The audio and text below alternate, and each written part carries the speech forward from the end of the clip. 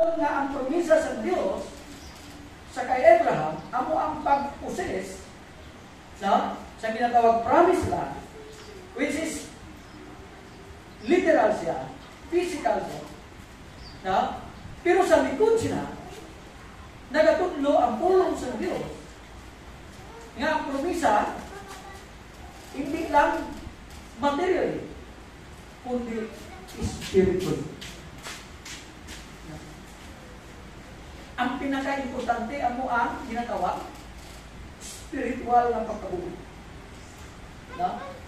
Gani, kasi dito sa verse nga ang Diyos masaligan sa pagtuman. No? Ang Diyos wala yan kabuhi. No?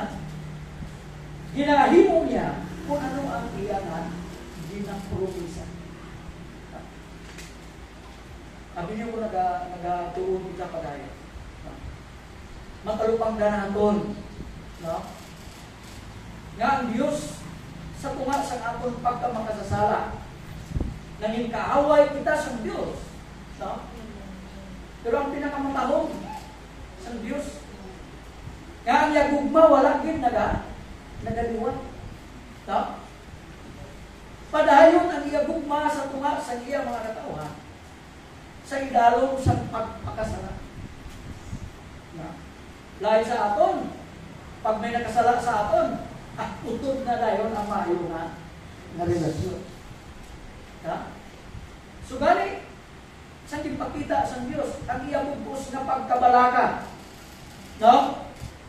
Lamang ang iyang mga katauhan, liwat magabalik. Na? Abi mo tinutuyo diri sa Diyos, amo lang ang pagpabalik sa tao kung sabihin ang tao din papuyo sa Diyos. Kung malunduman natin, si Adan kag si Eva, no? Ang atong una nga ginikanan, din balaging papuyo sa Diyos. Ha? Hindi pala sa paraiso. No? Nga man, kay gitubas ang tao, ang Diyos ang tao, na maging balaan ka, matarong. Pero bamon siyang gahong, siyang sala. No? Nangin ano ang tao? Nangin makalulukoy. Kung siya ko sa Pablo ba sa Ephesians chapter 2, verse 1. Mga patay kita spiritually. No?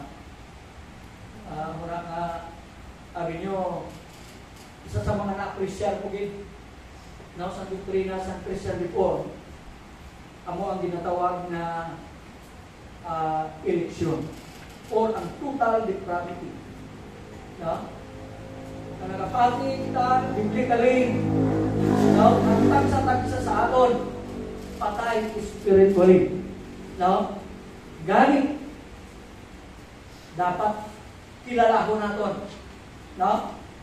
Nga ang Espiritu sa Diyos, paagi sa kay Kristo, amo lang ang makahatag sa atong liwat sa pagkabuhi espiritual. No? So gani nga paagi sa kay Kristo, no? Ang ginpadala sa Diyos, no? Una gid sa iya mga pinili nga mga huli. Pununo mo naton kita nga mga hintil, no? Wala kita masakop sa kasuguan sa Diyos. No? Ang kasuguan sa Diyos ginhatag sa iya mga pinili ng mga tao o mga rasa nga amo ang mga Hudyo. No? Pero pasalamat kita, no? Nga kung ang ginabasihan sa kaluwasan amo ang pagtuman o pagkabuhi sa kasuguan. Kita nga mga hintil, wala kita sing kaluwasan. Gani nga katahog sa